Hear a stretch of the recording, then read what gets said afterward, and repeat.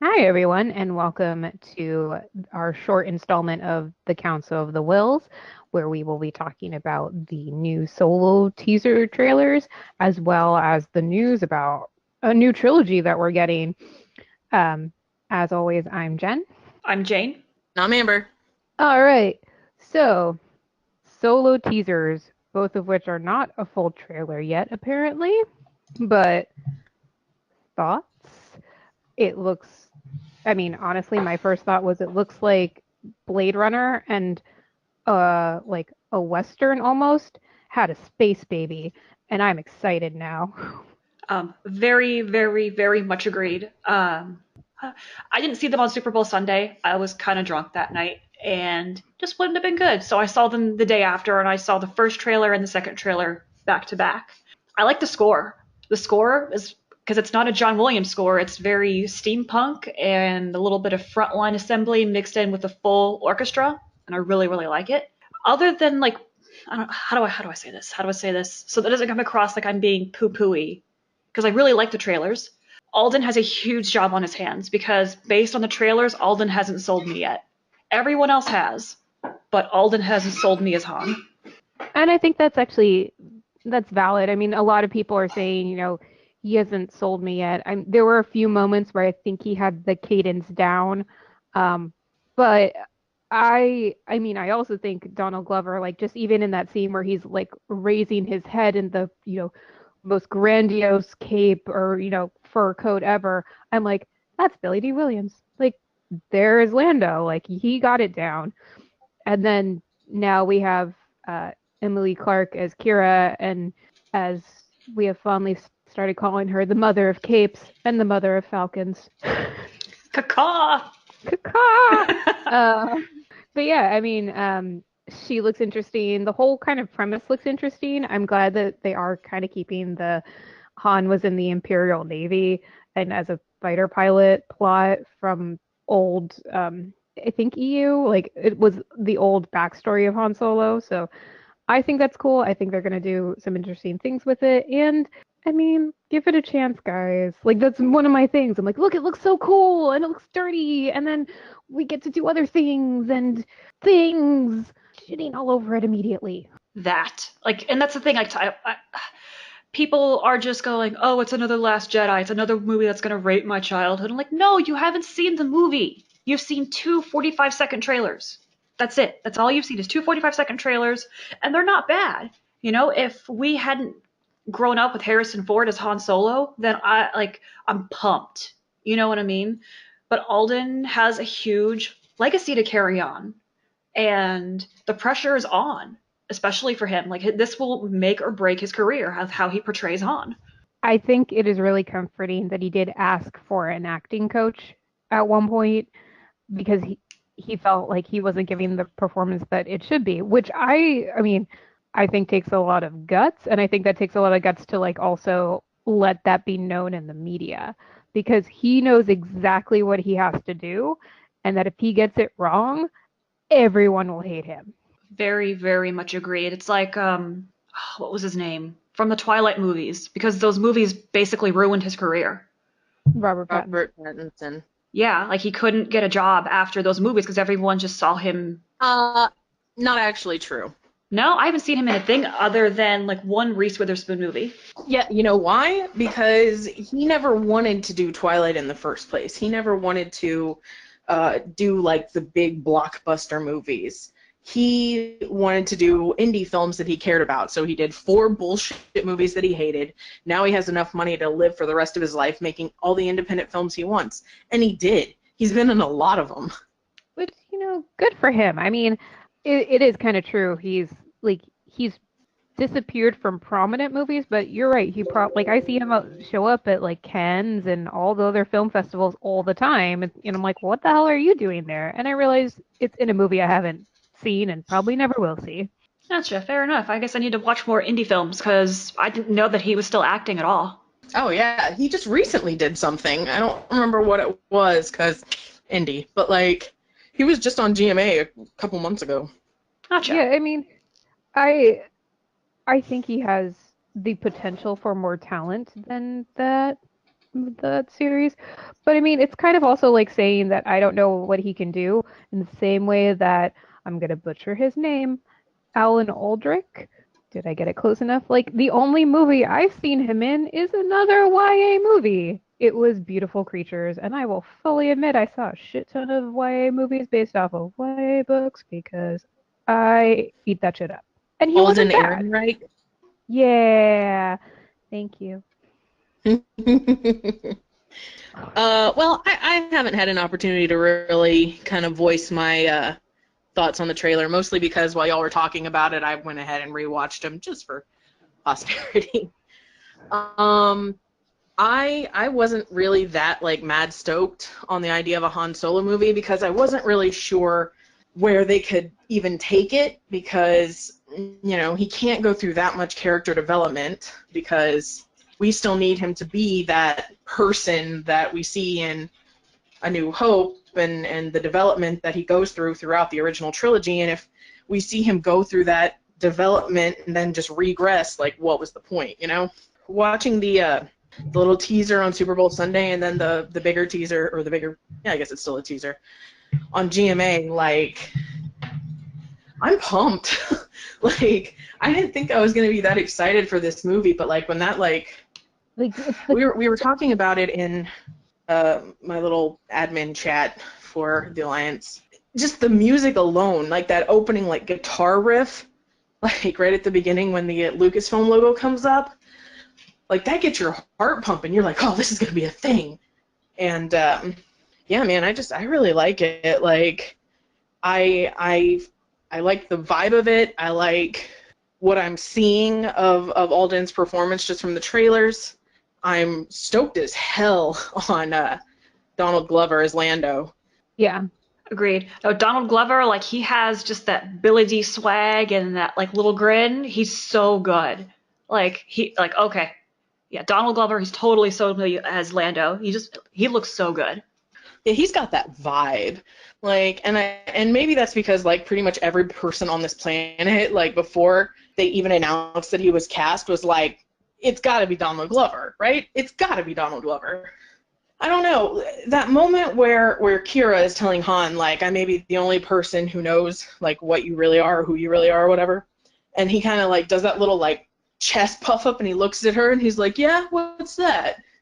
Like that felt very Harrison to me. Like, and that's all I really want out of Alden is just to kind of like not play Harrison Ford as Han Solo, but to have enough of an homage that you're like, yes, this is Han Solo. I get it. Yeah, kind of like Chris Pine's Kirk to not emulate, Exactly. yeah, to not emulate the Shatner or the Shat, and but still be true to the character of Kirk. Exactly. Yeah. Like Mhm. when Pine was in the Star Trek movies, you could tell that he was James Tiberius Kirk. He had that like vibe to him that Shatner just exuded, but without just doing a Shatner impression. Yeah. Yes. One thing Alden did do that I really liked and made me really happy that Lord and Miller got the boot was that he was funny. Han was funny without telling jokes. He was funny because he was Han, not because he's sitting there trying to make jokes. Does that make sense? Yes. It Absolutely. it's a timing thing that they managed to get with Harrison Ford and with the writing, and I can see Lord and Miller almost more reacting, more thinking that those jokes aren't about timing, that they need to be like really hard down your throat and telling people to act like that. Whereas I think Ron Howard can bring that. No, no, it's not this. You say it like quickly or you say it slowly, and like that's it. That's what you do. You act like it's not funny, and then it is. Well, not to be that person, but Ron Howard is the guy who brought us the Grinch movie with Jim Carrey, and so I think Ron Howard is the kind of guy who can kind of just let the performance be what's funny, not the lines itself. And so I think he was really a good choice as a director for the Han Solo movie. If we're looking for that comedic timing performance funny as opposed to like, haha, these lines are so hilarious. I'm so glad we improvised this entire movie. They definitely got toned down. I was impressed. They definitely got that like the ragtag western but in space tone. And Kira's costume, once the four promo posters were released, she was like some Bonnie McFarlane out of Red Dead Redemption. Like they definitely have that western but in space down so well. There's nothing distinctly like Western about the way it looks, you know?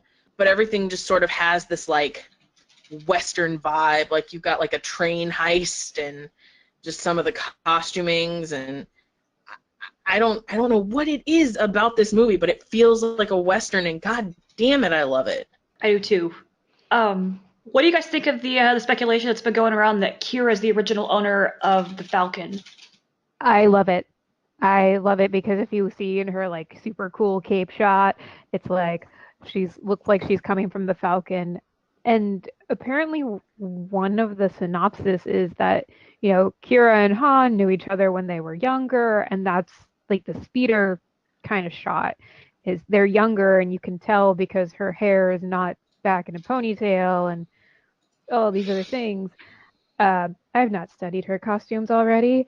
Uh, and then cut to like we're gonna have a time jump and be a few years later, and she's done well for herself and done all these things, whereas Han is kind of down on his luck, been kicked out of this academy, and is neither here nor there. So I'm hoping it's like she comes back into his life because she needs a pilot and needs like his expertise of running scams because she's been doing it, but now she needs to do a bigger one or something. And so she comes in with her, nice spaceship, which she is called the Millennium Falcon because she is mother of falcons. Um, I'm never getting over this. And it's like, you need to pilot this. We're going to do this. And this is happening. And he's just like, okay, cool. That does make sense because we did hear from somewhere that there was going to be a time jump from like Han being 18 to Han being 25. So if we start out the movie with them kind of like being younger and meeting and whatnot, and then we have the time jump where she comes back into his life a little bit later, and that would really put the whole like, I may be the only person who knows who you really are line into perspective because she's the one who has like some history with him. Exactly. And it's interesting because that is almost played like a romantic scene, and so people are like, oh no, what if she's a romantic interest for Han? I'm like, poses himself as like this kind of playboy in the original trilogy, so of course they're going to give him a love interest. Like, but we all know what happens, quite literally, everything else that happens to Han after a certain point. I mean, I hope we also get why Jabba's super pissed at him. I think there was a toy leak that suggested that we're going to see Jabba in this movie. Yeah, I think there was. I did not see that leak. That makes me happy. Here's my thing about Kira is I just don't. For one thing, I've never really had the reading that Han was a playboy because he had that like dramatic tension with Leia, but he really felt like he was flustered the entire time with her. Like he didn't come off as a playboy to me. Like I mean, I'm like it's not like I think he's a virgin or anything like that, but I never got the impression that he was just like running around the galaxy banging everything that moved like some sort of Star Wars version of Kirk. He's not his son. Um, Sorry. I mean, I think it's supposed to be played that way, whether or not the actual like this is the thing. I think he's supposed to be played as like kind of this flyboy, ladies' man type deal. But once he actually has a girl interested in him, he's like, I don't know words anymore. I'm gonna go. I'm just gonna go. Yeah. So if we do, I mean, it would be interesting if we do like have him still kind of playing that he's a ladies' man, and Kira is just like, yeah, you don't have any more moves than when you were like 18. Good job. High five. Not really. And he's like, fine. Uh. But I if will she, say that during that speeder scene, she does look like she's into him at the very least. Oh I yeah, mean, The people way have she also, like kind of looks at him, she's like, oh. yeah. But I think that may be the extent of it. Like I think they split off, and then, like you said, she does really well for herself, and then she comes back to see him, and he's like sleeping with the pigs or space pigs or whatever, and she's like, you I have mean, really not done a thing. actually, like I wouldn't mind like the implication that when they were younger they had a thing, and it was a thing, and it's like each of their first loves or whatever. So it brings the scene of like I know who you truly are or what you truly are into perspective because you kind of always think you know what your first love is or isn't. And they're both and like they both are fully aware that nothing's ever going to happen again because it's like yeah, no, not with a 10-foot pole. And I mean, it would make sense that Han had, a love interest before Leia, especially because we were given a pre-Han love interest, for Leia. That's true. well, I think it would also establish that Han has a type. You know what I mean? A petite girl with brown hair, and you know what I mean? Because in the Leia book An there was, attitude. and an attitude. Because in the Leia book there was a nod when Leia's mother said, "You know, I always imagined you with a bit more of a scoundrel." Ah, Yeah, yeah, yeah. I see what you did there. Yeah, so I'm intrigued. I'm intrigued how they're gonna do Lando and Chewie. And there's that one shot of Sandy Newton. I'm like, yes, give me more. apparently her name is going to be Val. Fair. That was released in an article somewhere, but I can't remember the source, so Yeah. I can't Also, confirm or deny the truth of it. and also feel like Phoebe. What's her name? Waller Bridge. No, Phoebe. Two last names. Waller Bridge. Oh, okay. Um, sorry, I kept thinking you were saying like Alden's last name. I'm like, no, other person. Aaron Wright? It doesn't sound the same at all. Shut up. I'm gonna send you a little postcard.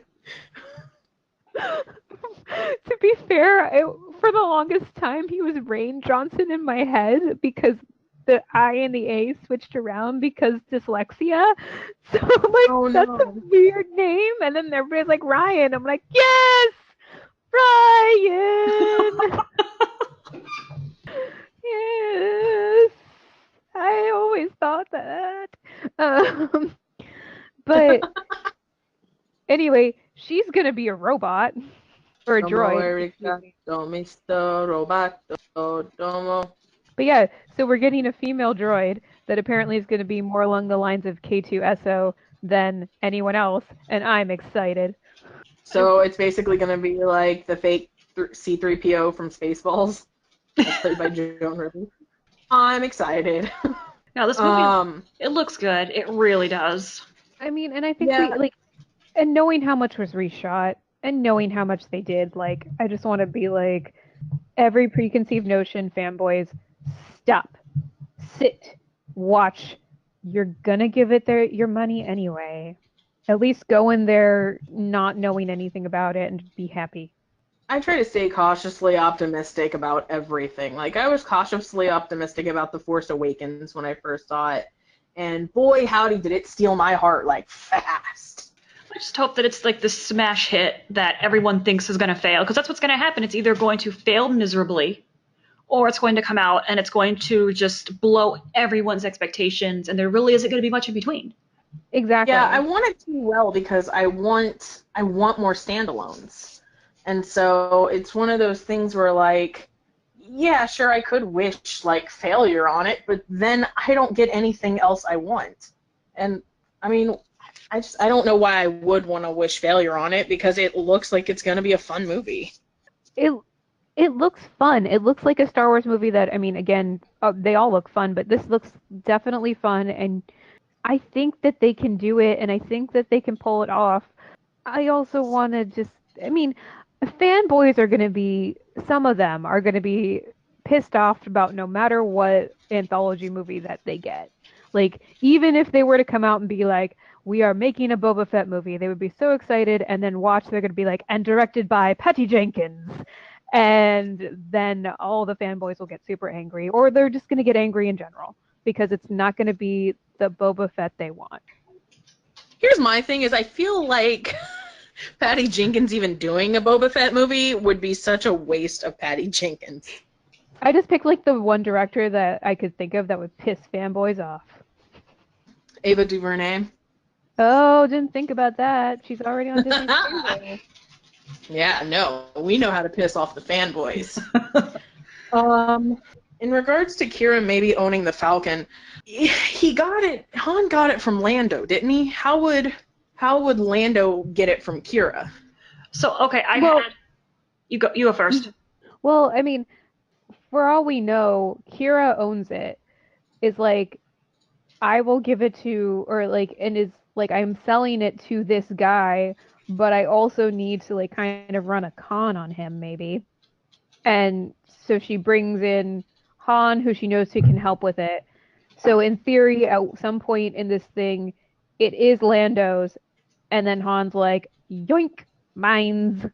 Or like, because they managed to get through it and get everything done, Kira still gives it to Lando, and Lando gives it to Han.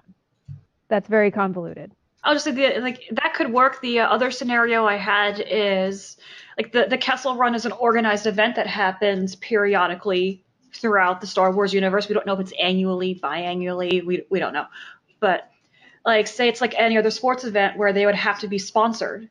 And if Kira is this really rich person, she could be sponsoring Lando, who has Han with him on the Falcon to pilot it.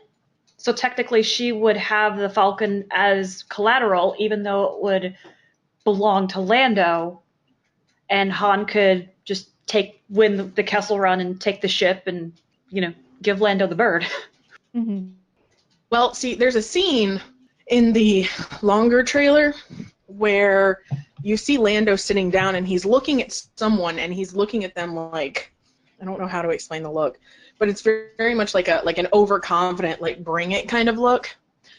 But then there's another shot of like Han from behind, and between his legs, I hate the way this sounds, but like between his legs in the distance, you can see what looks to be Lando's shirt. And in my head, I was thinking maybe that's like the game where he won the Falcon from Lando. No, that's I true. would say yes.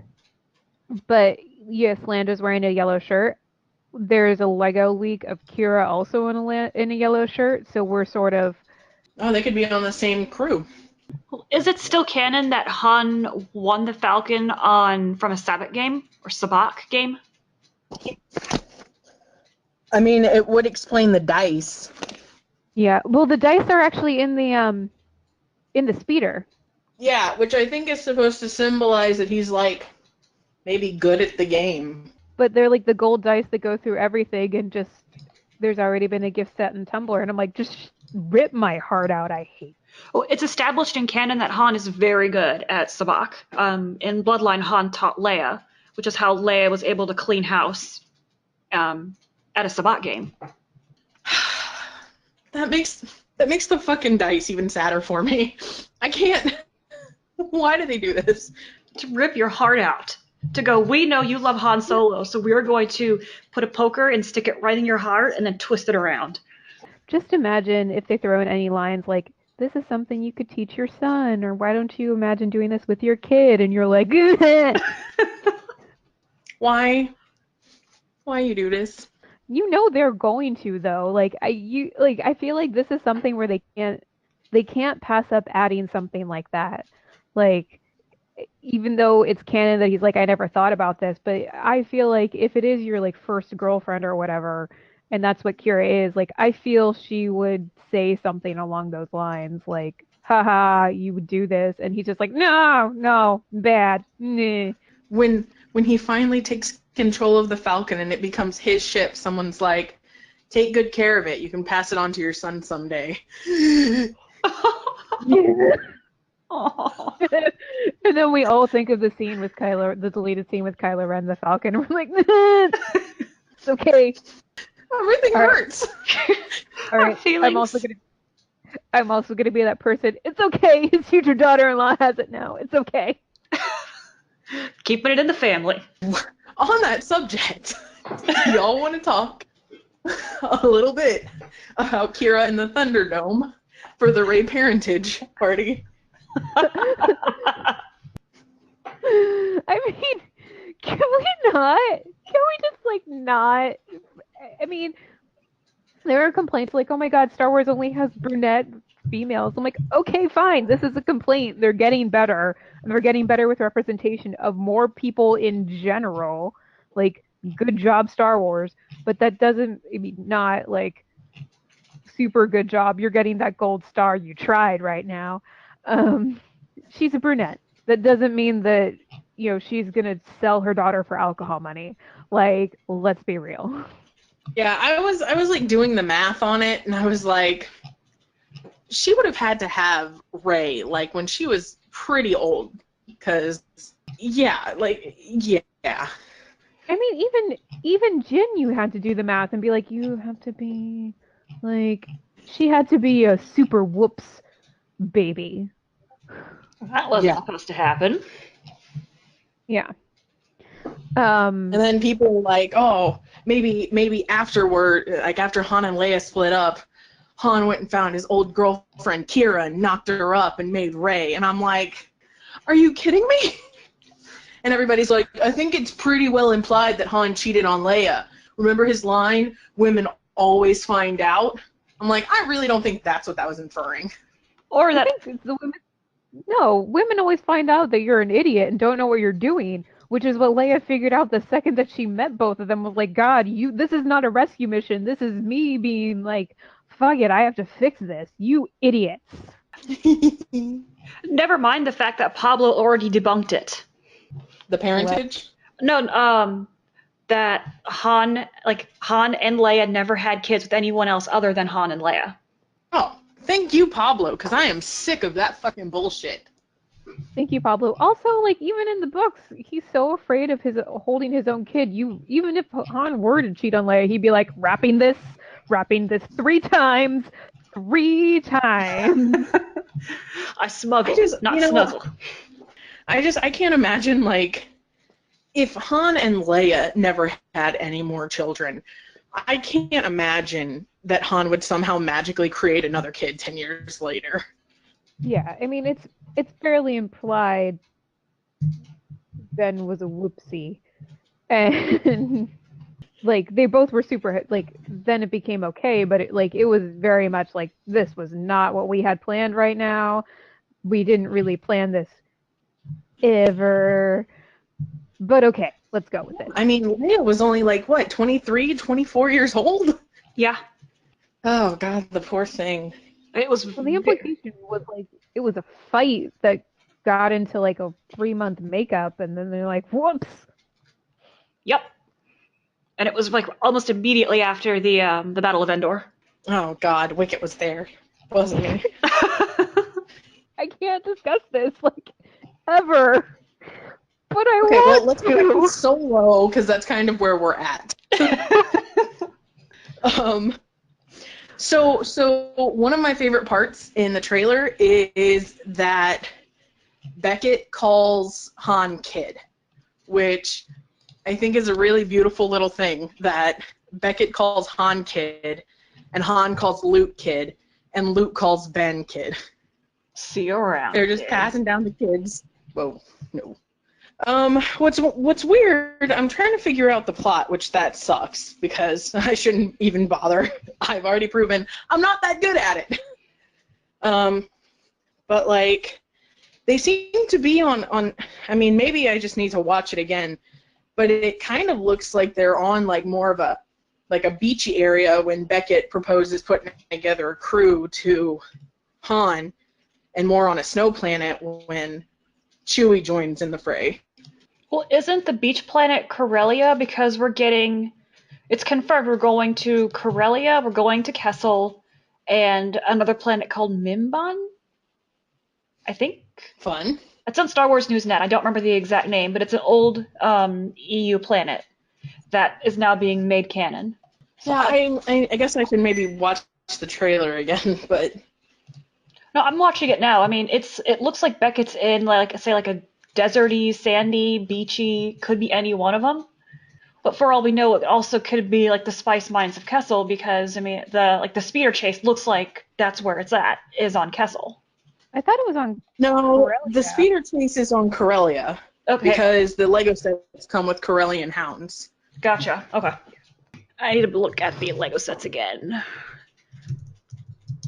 Yeah, that's pretty much the extent of like my insider information. My leaks looking. Gotcha. I'll just pull it up on Imgur. Because if it's on Reddit, it's automatically on Imgur. Yeah, Kira, Han Solo, Corellian Hound, and her costume in that Lego set matches the shot. So yeah, no, that's on Corellia. I'm kind of curious how Chewie gets involved in all of it because he's clearly not there in the speeder chase. He's there with Beckett. I mean, we know that Han saved his life because that's why Chewie has the life debt. Yeah, so I wonder if they're going to go with the old storyline of, like, Han was in the, uh, you know, in the Imperial forces and was supposed to execute Chewie and then didn't. It wouldn't surprise me because he says, I think it's in the first trailer, he was kicked out of the academy for having a mind of his own. Yeah, when Beckett offers the job to Han, they're alone on a beach planet, and then they're definitely on a snow planet when they meet Chewbacca. Well, when Chewbacca's talking to them, joining the crew. So I'm just kind of, I'm pondering how Chewie and Han could get. I don't want to say involved with each other because then that sounds like that's the romance, which they are kind of an old married couple, but. Bromance. But yeah, because it seems like he would have already left the academy or the Imperial Forces, Navy, whatever. Beckett was offering him the job, and so then they find Chewie and they offer him part of it. I'm thinking a bit too much about this. I think. I don't know. I'm really stoked to see all of this. It's actually a movie. It's a movie we're coming up to, and we don't know anything about it. Like, we don't know anything about this. Like, no leaks, I no know. nothing. So it definitely looks like in this shot, Lando is piloting the Falcon with his droid. So the Falcon is definitely Lando's at some point, and without Kira or Han's interference or whatnot, because he has a droid as a co-pilot, and it seems like they've done this before. But we don't know how much. Do you think Kira's from Corellia? I think so. I mean, it looks like it.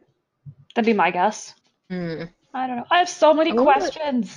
Well, like, do we even know where Han is from? Like, is he from Corellia? Yeah, he's from Corellia. Pretty interesting that he ends up with a ship from Corellia, but alright, whatever. I don't know. This is all really interesting. I have so many, like, shots in this trailer that I just want to, like, freeze frame and stare at and just kind of, like, examine every little bit of it. Oh, so those Kessel guards or whatever that look like the Knights of Ren. What the fuck? Well, but I mean, like, do we think? I'm just curious, like, if these Kessel guards are basically the rejected Knights of Ren designs, and they're like, well, let's use it for this instead. Probably. I mean, it's just economical to reuse designs. Like, I Makes think sense. Yeah. Asajj Ventress was supposed to be in Attack of the Clones, and they didn't use her, so they decided, we'll just throw her into Clone Wars and not have to design a new character. It's just tripping me out because I look at these guys and I'm like, I feel like I'm seeing like designs that I know belong to the Knights of Ren at some point. Well, especially for how many problems this production had, it wouldn't surprise me for speed, just have things done quickly and have a design and not have to go back to the drawing board and redesign it again. That they just used that's fair. older but approved designs. Man. I do think that Ron Howard is going to be pulling a Peter Jackson and like editing this movie up until like the 12th hour before the premiere. Wasn't J.J. Abrams doing that with The Force Awakens too? Yo, what's with this fucking tentacle monster? Because Disney has a kink, and we saw it come out in Rogue One, and it's coming back. Borgullet. Borgullet. No, I think we saw it come out in The Force Awakens. Let's be real. Rathtars are creepy, man. Actually, we saw. Let's all be honest. We saw it in that pit on Tatooine in Return of the Jedi. We all saw it there. That's the beginning of this. There. God damn it. Fucking tentacle monsters. I can't. Now, do you think this is the Kessel Run? Because I all of them are on the ship. Like, and I Lando, Kira, Han, Chewie, all of them are on the ship. and I always But thought they're being chased by TIE fighters. it Unless potentially is that's a like. cutscene. I always think that the Kessel Run is like. I never thought of it as a contest. Like I thought it was sort of. I mean, it's a contest in the same way that like I'm sure pirates would have contests to see who could get like to point A and point B faster, and they had like special names for it. I'm just assuming this was a thing. Like I don't have any historical data to back up what I just said. I assume. So I always thought the Kessel Run was like this. He says he does it in 12 parsecs, which is a, and everybody talks about that. So it's like like maybe it is the Kessel Run, and maybe that's why everybody else had to do 14 or 16 because they went around the tentacle monster, and Han's like through the tentacles. So, from Wikipedia, the Kessel Run is a hyperspace route used by smugglers and unscrupulous freight captains to move spice and spice mines from Kessel at the behest of the Pike Syndicate, who relied on the foolhardy Kessel Runs to deliver illicit substances to their customers.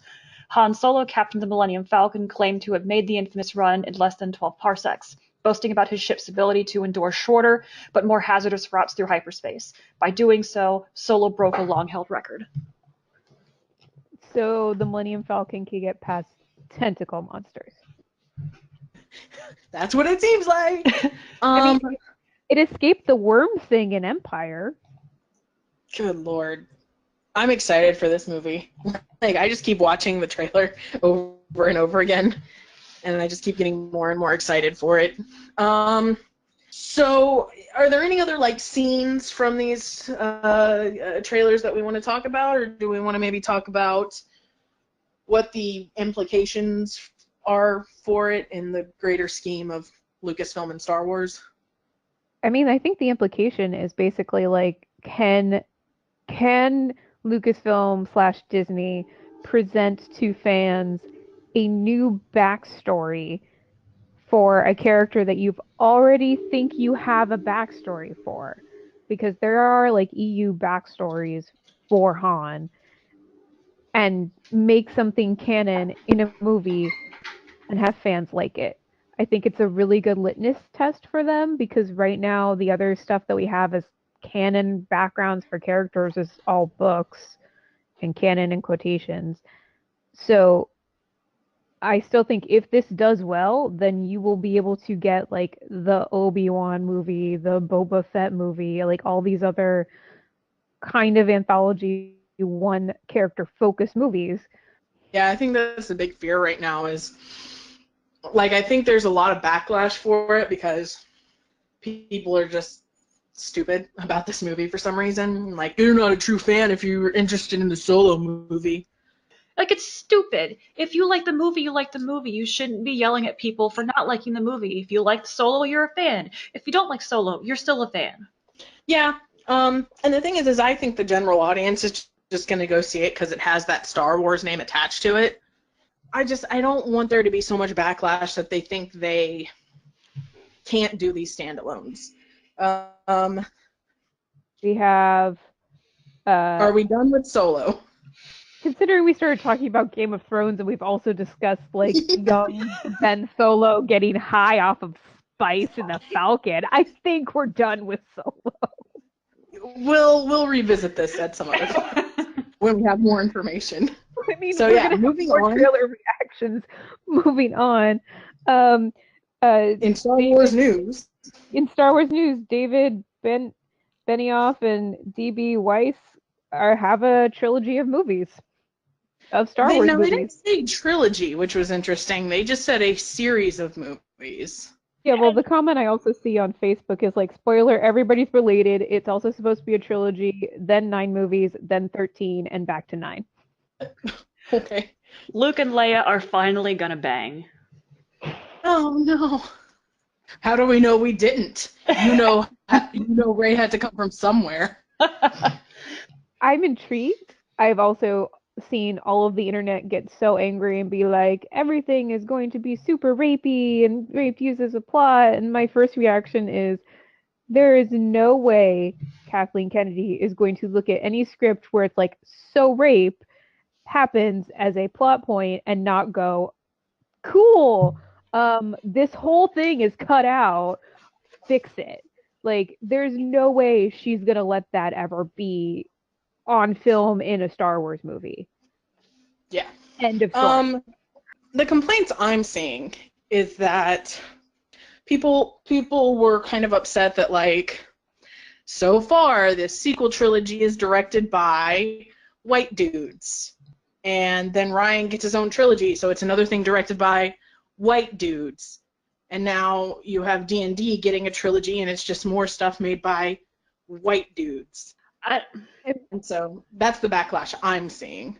I don't know. I think in response to that, that might be because of the backlash with Rian Johnson and The Last Jedi and Ryan's trilogy. Kathleen Kennedy is banking on people who have a fan following, where people will watch them because, it's David Benioff and Dan Weiss who did Game of Thrones. You know what I mean? I think they're hoping to tap into the Game of Thrones fan base because it's so huge to get them into Star Wars. And it gets a different type of fan into Star, like it can draw more people in, and especially if it is the rumored, like, this is going to be your Knights of the Old Republic. I think they could do a good job with that, and if that's the kind of feel that they're looking for, then it makes total sense that that's who they went with. Like, because who else would do it? Peter Jackson? No. I mean, if it is a Knights of the Old Republic, you know, story, I think that that's pretty much right up their alley. I know a lot of people are saying, like, oh, well, why didn't they do a TV show? Why didn't they do a TV show? They're good at TV shows. And to that I say, no, they're not. But they apparently, Bob Iger released a statement that was like, we offered them a TV series, but they expressed an interest in doing movies. So we're letting them. I mean, wouldn't they be burned, not like negatively burned, but having some burnout from doing TV for 7 or now, 9 years by the time season 7B comes out, of doing Game of Thrones? Because it's exhausting. Yeah, TV is not, and especially because those last, like, I don't know, 6 or 7 episodes of Game of Thrones are going to be 2 hours long. Like, they're making long episodes. They're basically giving us a bunch of Game of Thrones movies every week. I mean, it wouldn't surprise me, and that's probably why they're taking 2 years to film, season 7B or 8, whatever you want to call it, again, without going into a Game of Thrones tangent. But, having to film that much and have that much coverage with that much film, that normally in 2 years, it's usually the amount of time that a movie has, like an hour and a half long movie, much less, 7 to 10 hours of a TV show that all have to be consistently good, that all have to have the same level of effects and post, that all have to have the same levels of costume and detail. I mean, it's probably just really exhausting. When I first heard the news, I was excited because, like, yay, more Star Wars content. But, again, not to turn this into a Game of Thrones podcast, but I can't really, like, voice my excitement on them doing it until I see season 8, because season 7, I think, is either the death of character development or the most well-done character development I've ever seen, depending on how season 8 resolves. So I can't really say one way or the other how I feel about it, because I don't know if they've assassinated characters or not until I see how the storyline resolves. I mean, I feel like they had to either have done a really good pitch that was like, this is it, this is our this is what we're going to do with this, and this is how you're going to do it, even though I have nothing to back it up to be able to get Game of Thrones in general, or there has to be something else that they've done that we just aren't thinking about. I mean, I think that Disney is doing, or Lucasfilm is basically doing something where they're trying to get big names again, and they're trying to get big names that are going to attract people, but it could be the Colin Trevorrow thing all over again, which is you've attached this really big name to this project that, you know, means something, but then the second you see the work or you see the pitch, they're like, nope, by the way, not. Definitely not. Yeah. But you think they would have learned from that? Well, one of the dudes in my little admin group brought up the point that out of the 7 announced movies that Lucasfilm has announced recently, 4 of them have been canceled or changed directors, and so it's really hard to like Boba Fett. Was that ever actually announced, or was that fan just being like, Boba Fett movie? Because I really don't remember it ever. No. No, it was announced. It was announced, and they were going to release a sizzle reel, and then at the like 0 hour, they canceled it. Canned the whole project. Yeah, it had a director and everything. They had shot things for it. So just a bit of background about Benioff and Weiss. So Benioff has actually done a lot of writing for film before Game of Thrones. He did The 25th Hour, Troy, Stay, When the Nines Roll Over, The Kite Runner, X-Men Origins. Actually, no. Yeah, that's after. So yeah, he got Game of Thrones started in 2011. So yeah, Brothers, X-Men Origins, Kite Runner. Yeah, so he's done a lot of film before Game of Thrones. And it looks like Weiss, his big like break into writing for film was Game of Thrones. And oh yeah, whether or not people like it or don't, I mean, I've seen both sides of the argument to Kathleen Kennedy basically canning like almost half of the new movies that have been announced or switching directors. And I've seen arguments for both sides of it. I've seen arguments saying that she's very micromanaging. And I've also seen people just want to do their own thing and aren't listening to what they're being told to do. You know what I mean? And I don't think that we have enough information right now to really judge one way or the other. Yeah, I'm really interested to see how it goes. Definitely looking forward to at least having Star Wars media, you know? Like, we were starved of it for a long time, even though we had, like, the TV shows and stuff like that. We were really just starved of, like, the movies and the additions to canon in that sort of way. So I'm pretty excited just for that. How do you think the movie release is going to go? Like, do you think that like it'll be Ryan's movie and then D&D's movie, then Ryan's movie, then D&D's movie, or like Ryan's movie every other year with a standalone in between, or Ryan's movie every other year and just kind of spacing out that distance? Well, or because right now what's working for Disney and Marvel, but because there is such a large canon that Disney can play with for Marvel, for lack of a better word, is 2 to 3 films a year. And like this year's are Black Panther, Infinity War, and Ant-Man and Wasp. Like, so there are your 3 Marvel films for this year.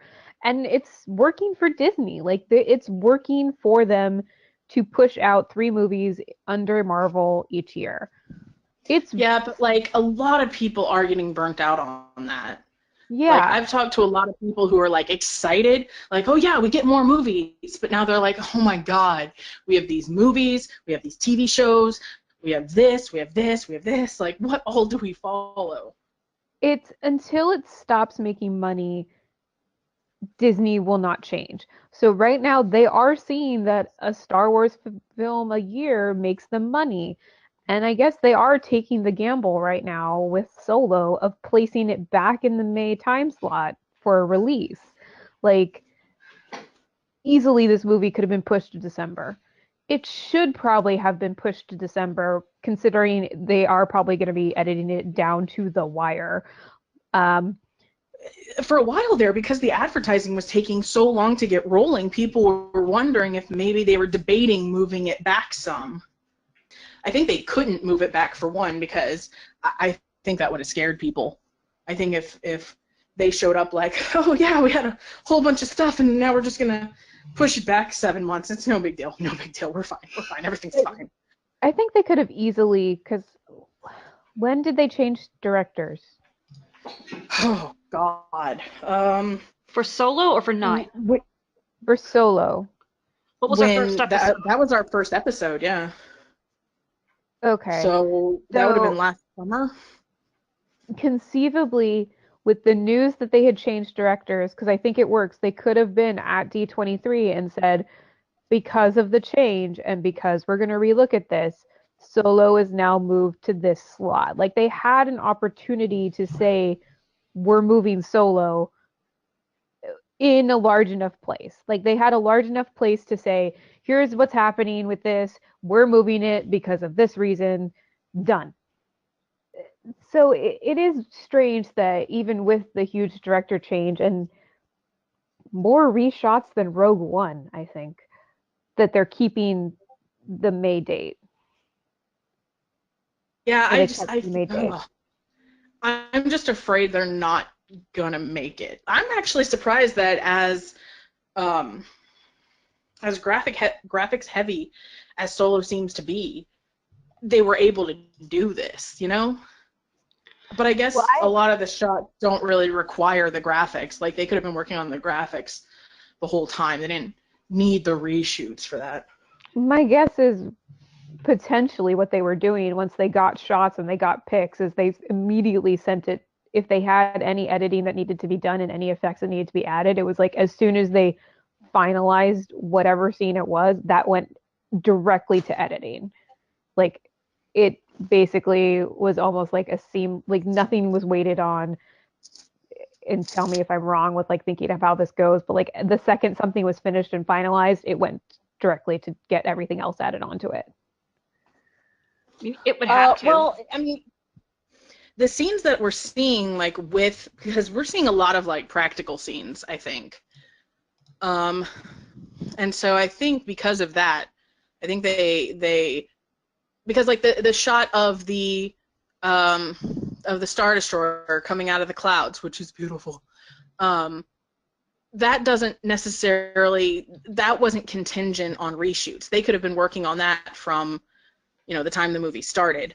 And then a lot of the shots like inside the Falcon don't necessarily need to have the special effects redone. Yeah, because the Falcon's Um, practical. yeah.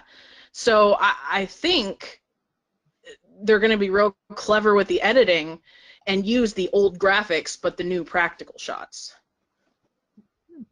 That could work. And for all we know, and this is one of those kind of for all we know, if there are edits from Rogue One that ended up on the floor, like just outside edits that were cut, those could be being repurposed into Solo, like Imperial That's ships true. and everything. Like that's easy to repurpose. Like I'm sure there is also probably like something that is in there that's a standard practice of like, okay, this is easy to do. Here's how we do it. I think that's definitely a possibility. Give your animators Um, and your VFX artists a huge, huge raise. but so you think that they're going to end up saturating the market? Like they're going to be giving us as many movies as possible? I think until their plan fails epically, that's what they're going to do. I mean, they were already kind of saturating us anyway. They're like, we're building Star Wars land. We are changing parts, like slowly changing stuff into Marvel land, basically. Like, they know exactly what they're doing. They know what's making them money right now. And it isn't until fans are just like, you have to have a movie where fans are like, I've seen it once and that's it.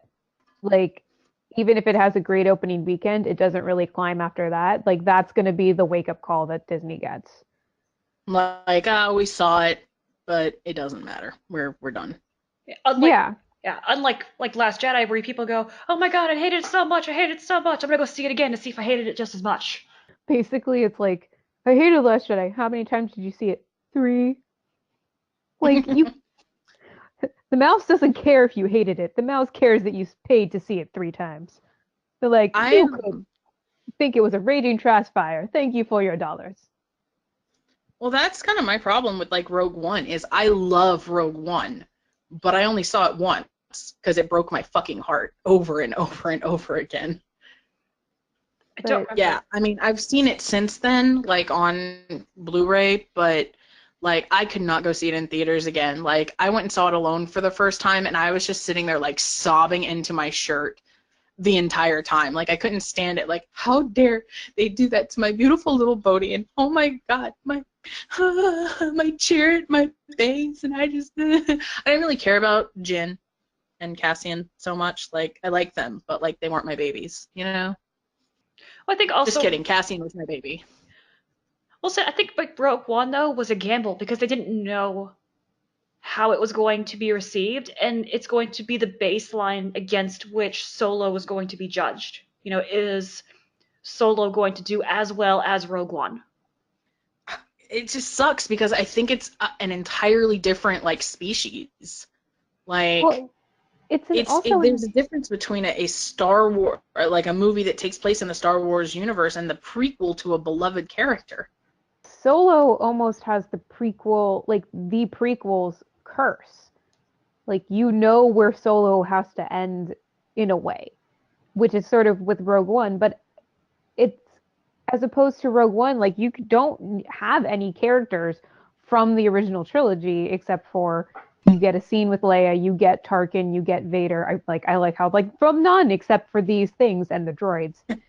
It, you knew where it was going to end.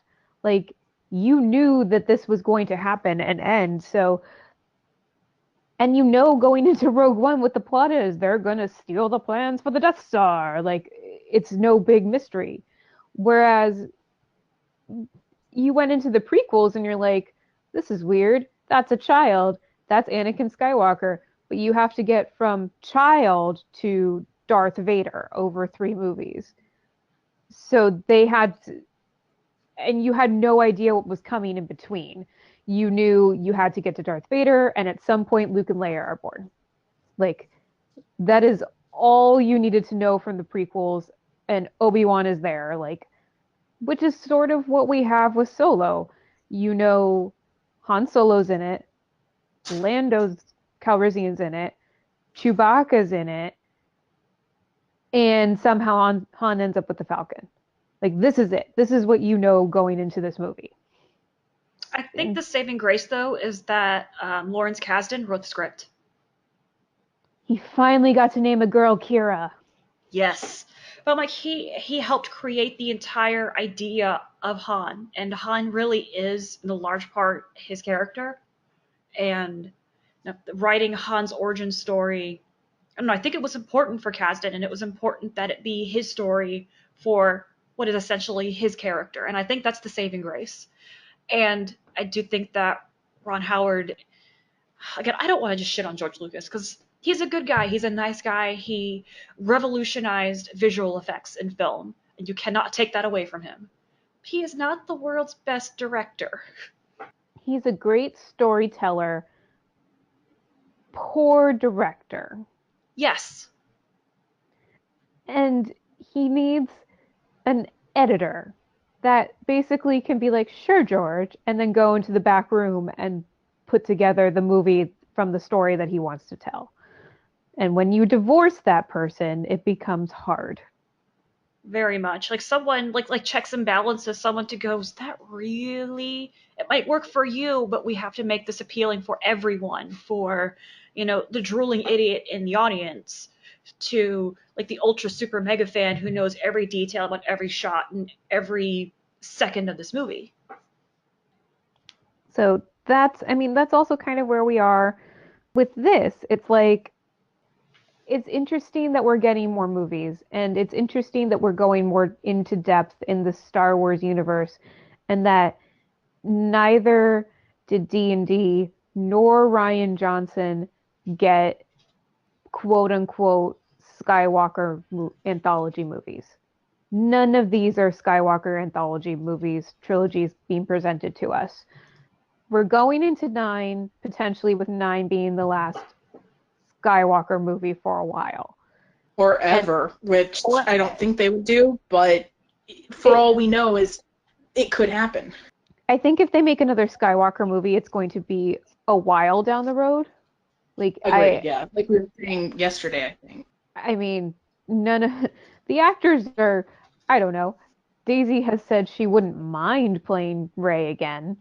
Um, that is important to think that like Disney is now actually probably the D&D and Ryan Johnson are their biggest gambles ever because they're going to give you a trilogy and a set of movies that are neither that are not Skywalkers and are not anthology movies basically like that how they connect to the originals or the Skywalkers in some way, shape, or form.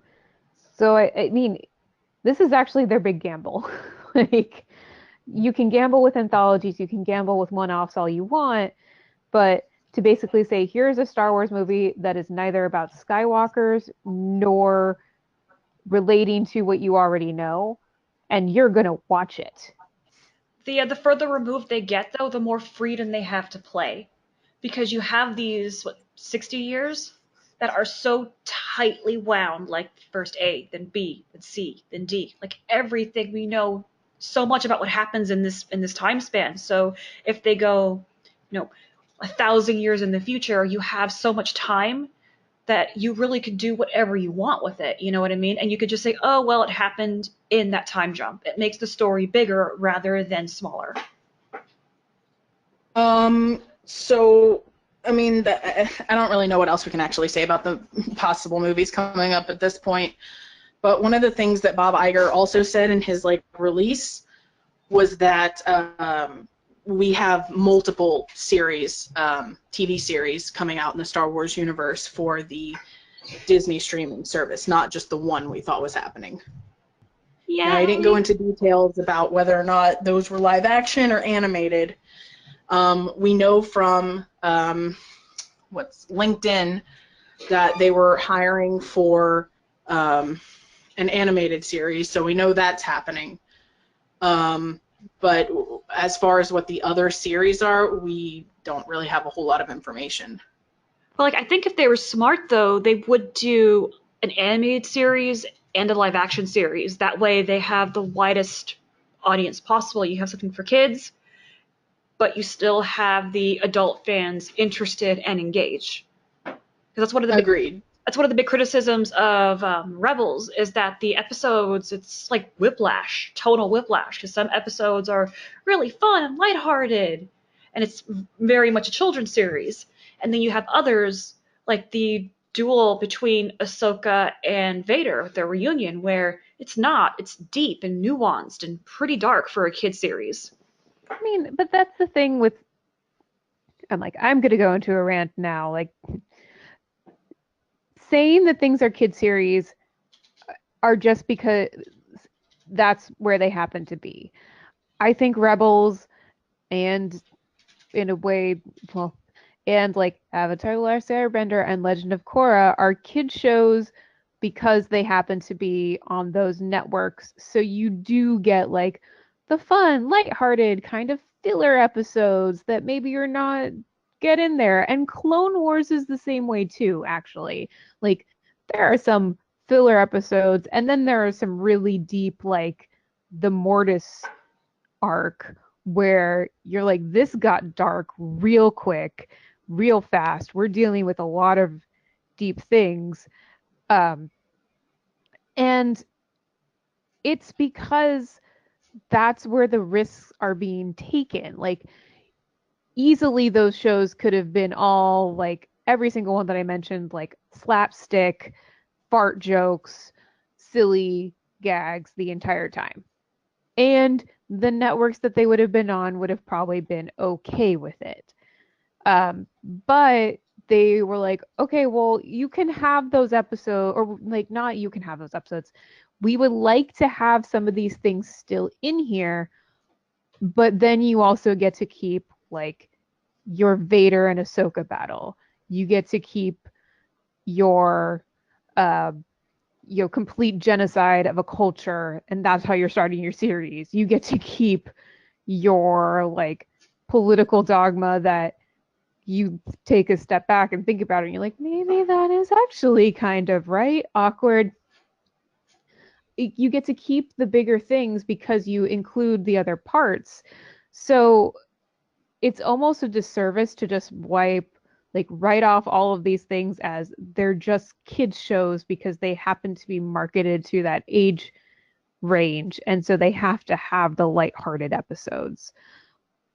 But I think that that's where these storytellers are being able to do what they're really good at, because going into an adult show, I think it would be played way too dramatic and there would be way too much else forced into the plots to make anything happen.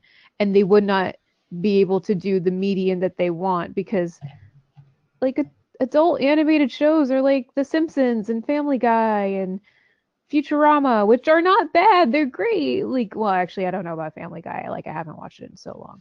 Um, but that's what it is. That's what you're relegated to. You're almost relegated to comedy if you do animation for adults in the US.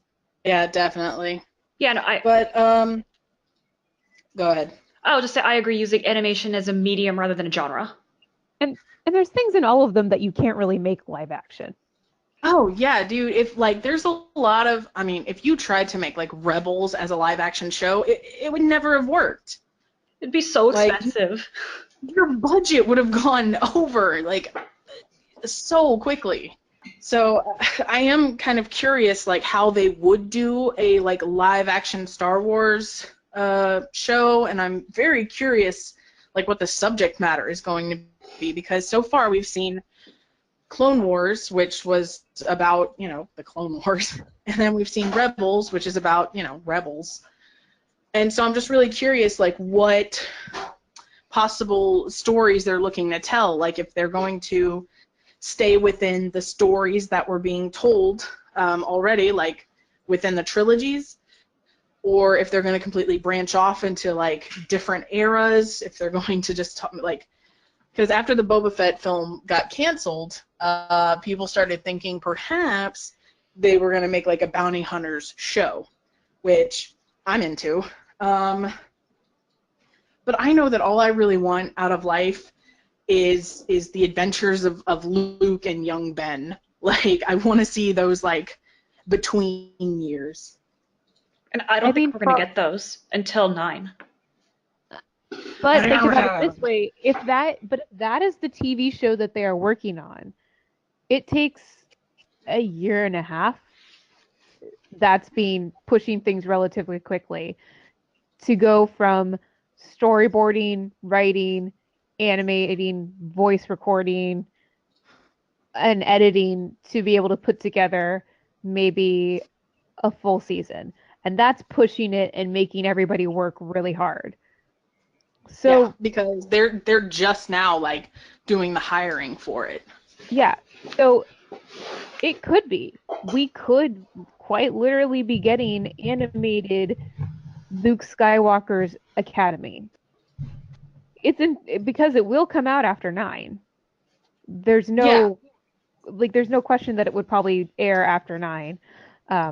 So that's cool. Like, that is entirely a possibility for them to stay and to be able to do that within the series itself and not have to worry about your actors being old or whatever, because you are just shoving them in there.